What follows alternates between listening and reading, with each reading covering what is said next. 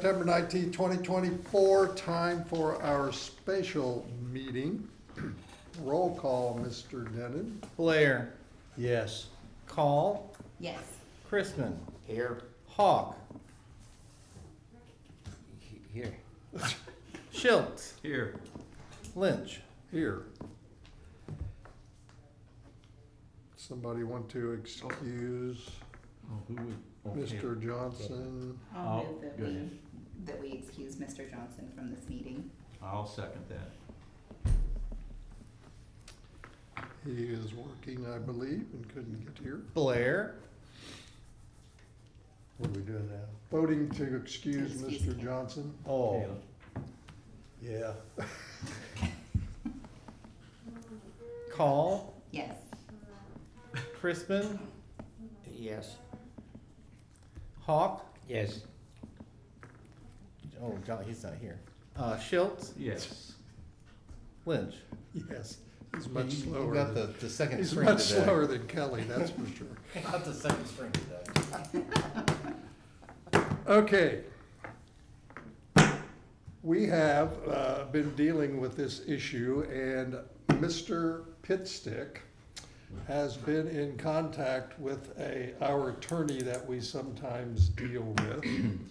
And he has been talking to them, so I would like Mr. Pitstick to tell you about what he has been discussing before we make any decisions about what else we're going to do.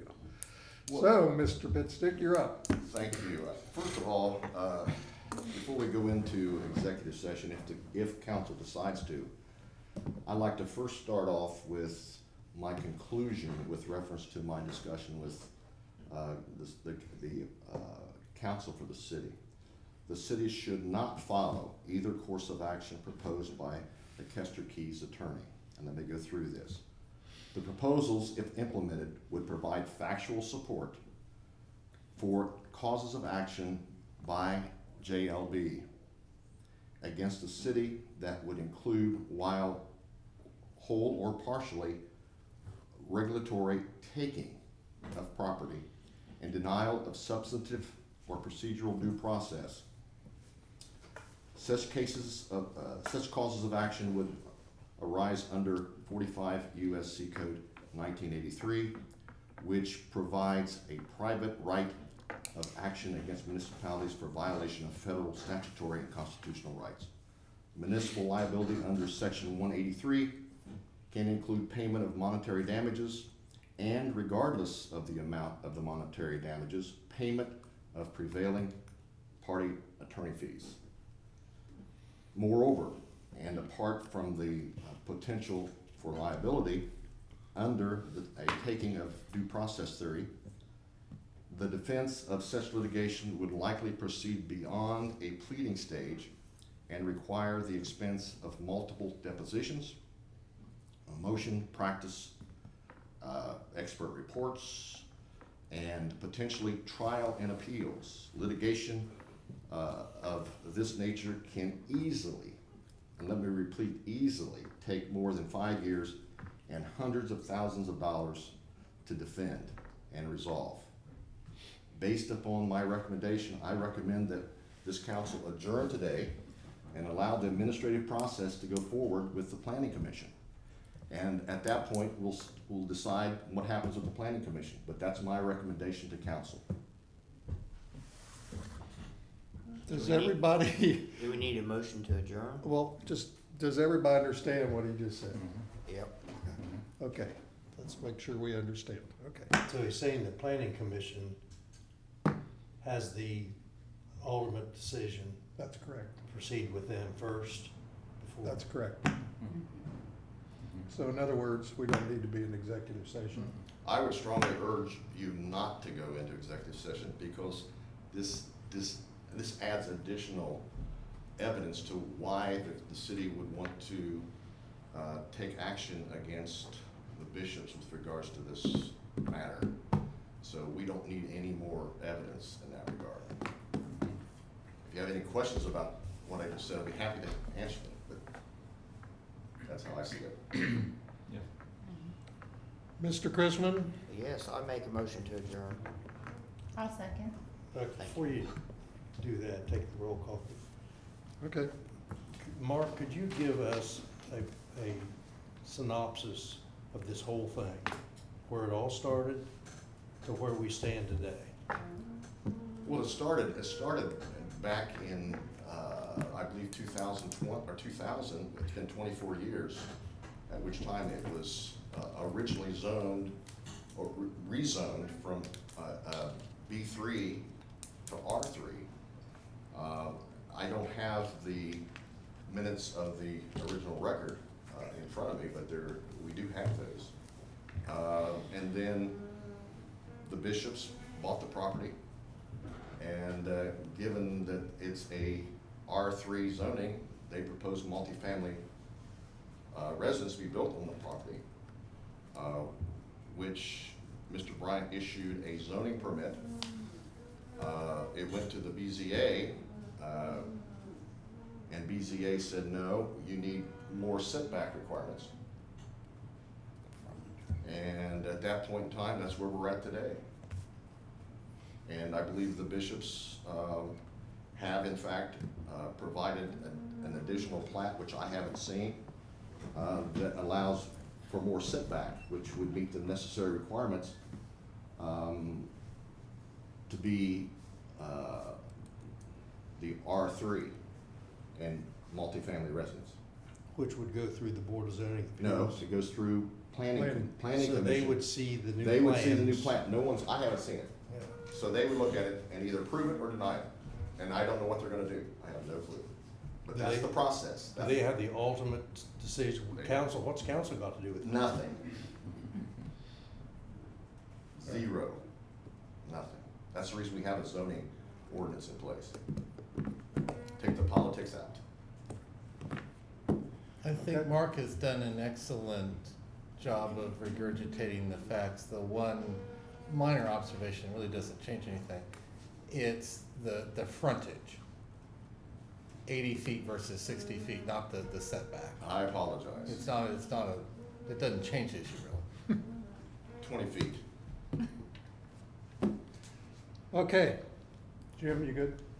So apparently there's 20 feet, that's the stickler. It's not meeting the 80 foot, Yeah. it's 60. And then the Board of Zoning and Appeals They No. did. they did change it to, No, they didn't What'd they change do? anything. They just denied the originally, the zoning permit that Rod issued. Which sent it to planning. right. Mark, do you want me to be of a little bit of You go ahead. historical assistance? What Mark had to say in just slightly more detail. It's zoned commercial 24 years ago. If you look at the minutes, the neighborhood gets concerned about that commercial zoning. In fact, it specifically mentions Dr. Metzger.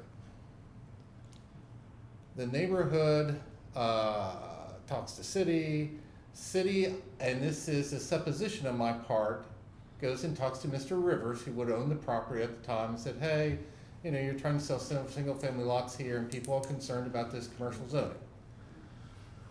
So the decision is made to rezone the property, and at this stage, neighborhood, city, and property owner are all in happy agreement about making it R3. Goes through the planning commission process, goes through city council, and everybody sings kumbaya. At that time, you need to remember that none of that existed where Delakesterkey is, and I would suspicion that the road didn't even exist. So it has R3 zoning for a number of years, and it trades hands. It's bought and sold as an R3 lot. And then the bishops buy it, and they're the first people that ever actually bought it with the intention of developing it, which causes concern from the neighborhood. It goes through the planning process. The Kesterkeys, which is their right, and is elected to hire Mr. Muncie in the back to file an appeal with the Board of Zoning Appeals that there's not 80 foot of frontage on this lot because Farmington dead ends there. if you did it today, we would have made you terminate the road in a cul-de-sac, in which the 60 versus 80-foot frontage issue would have probably been irrelevant, No because you would have issue had there. more than, probably well more than 80. No issue today. So that is kind of how you get to where you're at today. And then Bishop's filed a new plan that proposes to extend the street another 10 feet. 20, and 10 on each side of the extension is 20, so he gets to 80 feet. So he filed a new plan with the Planning Commission, which is very similar to the plan he had before, except it resolves the observation that the BZA made.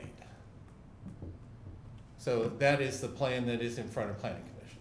So the 20-foot would be on their property where they would add the additional 10-foot. It basically, instead of building private driveway, he will dedicate 10 feet of that, and it'll be built a little bit differently, have curb and gutter and be built like a street. But it's not appreciably different, other than that issue. Okay, thank you, that's, clears it up. Yeah. Okay, we've got a motion by Mr. Chrisman and a second by Mrs. Call to adjourn, so take a roll call, please, One more other question. or don't. Well, we're still in session, and the attorneys and everybody's here. I would prefer not to hear. Well, we're open now, this is a public meeting. I would prefer not to hear it. We've heard from Mr. Muncy. We know the other situation. When we start listening to those things, Jim, it brings us into, I prefer not to hear from attorneys. I'm just concerned that we may be violating some type of a, We may be violating if we listen to attorneys. Yeah. what do you think? I agree. Well, my thought is if council doesn't have one say or the other, I mean, my opinion doesn't matter anyway, you know? Right. You have a motion? Yeah, Clarify, there'd be no public comment. No public, no. Roll call, please. Blair, What are we do, to go to? adjournment is the To question. adjourn, To adjourn. no. No. Call, Yes, Wait. We're voting to adjourn. to adjourn. Do you want to adjourn? Yeah, Did you say yes? yeah. Oh, I'm sorry. My voice is croaky. but Okay. It was a yes. Okay. yeah, I wrote down yes. Chrisman, Yes. Hawk, Yes. Schultz, Yes. Lynch. Yes. We're adjourned.